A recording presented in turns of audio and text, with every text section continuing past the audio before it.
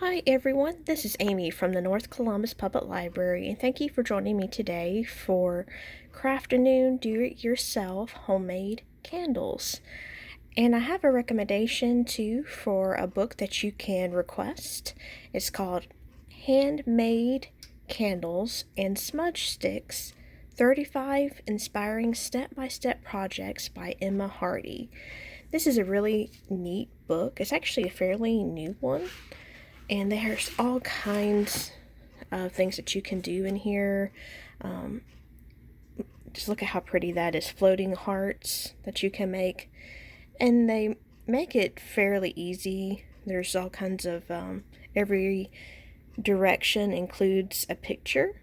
So these would be really nice to give as a gift, whether it's for the holiday season or maybe for a birthday. All kinds of different ideas there that you can use either, or if you just want to make it for yourself, you certainly can do that. So what I want to do now is I'm going to show you step by step on how we are going to make candles together. And they're really easy supplies, surprisingly easy, that you can just order maybe off of Amazon or any online site. So we're going to get started on making candles here in just a moment. Okay, so I wanted to show you that I actually got this candle making kit from a local bookstore, and I wanted to show you some of the supplies that came in the box, and some of them you actually have to have yourself at home, but most of the supplies are included. So the first thing is there's some liquid dyes here. There's a blue one here and also a pink one. There's also different fragrances. We have sweet orange, rose, and lavender flower. We also have these little tins, which is what the candles will go in. There's one that has a clear lid, and there's one with a solid lid as well. And I also have a little measuring cup. It measures here. It goes up to 1 fluid ounce, and a quarter increases. There's also milliliters over here too, if that's what you prefer. And we have some labels as well that we can use to decorate the tins after we're done. And I have some wax chips. There's a whole bag of them here.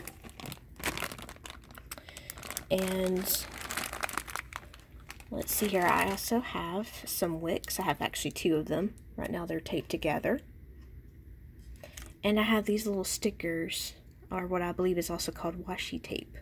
So they're super fun to use with all kinds of craft and like scrapbook, different types of craft events like that. So we're going to get started. There's a couple of other supplies too that you'll need, such as a hot glue gun with glue, and a microwave safe bowl, scissors, and a pot holder. So what we're first going to do is we're going to do step A, which is we're going to apply the wick into one of the containers inside.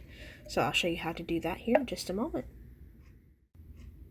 Okay, so the first thing that I did is I applied hot glue and I used my hot glue gun here, so make sure you warm it up.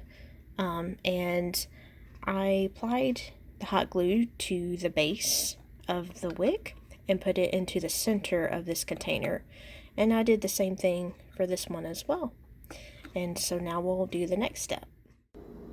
Okay, so the next step is to pour about half of the bag of wax chips into a microwave safe bowl, which is what I have here, and for 2 minutes. Then we're going to stir it, and I have this little stir, which is just like a craft stick, wooden one. And just make sure that you use precaution when you are microwaving. And so I have this oven mitt here that we're going to use just for safety. So we're going to stir it and give it, what we're going to do is microwave it for 2 minutes, stir it, and then microwave it again for 1 additional minute to make sure all of the chips have dissolved. Okay, so here I have the melted wax, and I added in some coloring. I added several drops of the blue liquid dye and a couple of drops of the pink dye. Kind of has a little bit of a tie-dye effect there. And I also added a few drops of lavender fragrance and also some of the orange as well. And now we're going to pour our mixture into our little measuring cup that will go into one of the tins. Okay, so I have both candles here. The tie-dyed one ended up being more lavender purple one here, and it's still drying. It's cooling down, but it's become more of a pale lavender color. And the one over here is the new one that I just made, and it is kind of a reddish pink. And I added the rose scent to it to kind of match the color. So now what we're going to do is just let it sit for about 30 more minutes to an hour, and we're going to add our stickers to them. Okay, so this is the last step. As you can see, the purple candle became super light, and I added this really neat tape all around it. It's very pretty. And on the lid, I added 2 little layers to decorate the inside. The first layer looks kind of like a little wreath. And I added this pattern to the rose-colored candle, which also is a lot lighter than when we first mixed it. And the container lid is just has this little sticker here that says "just because." So just think of all the different ways that you can make candles, whether you might use an old mason jar or maybe some old teacups. There's so many cute ideas that you can do to make your own homemade candles. I hope that this video finds you well. Hope to see you sometime soon, and don't forget to request some of the candle making books that we have at the library. And don't forget to check out our e-content for the audiobooks and the ebooks that we have available through RB Digital, Overdrive, Libby, and Hoopla. Have a wonderful day. Thank you.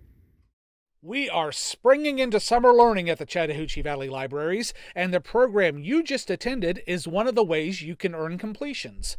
Just go to cvlga.org and look for Spring into Summer Learning. You can register yourself and your family online, and then start reading and attending our online events. That's all you have to do.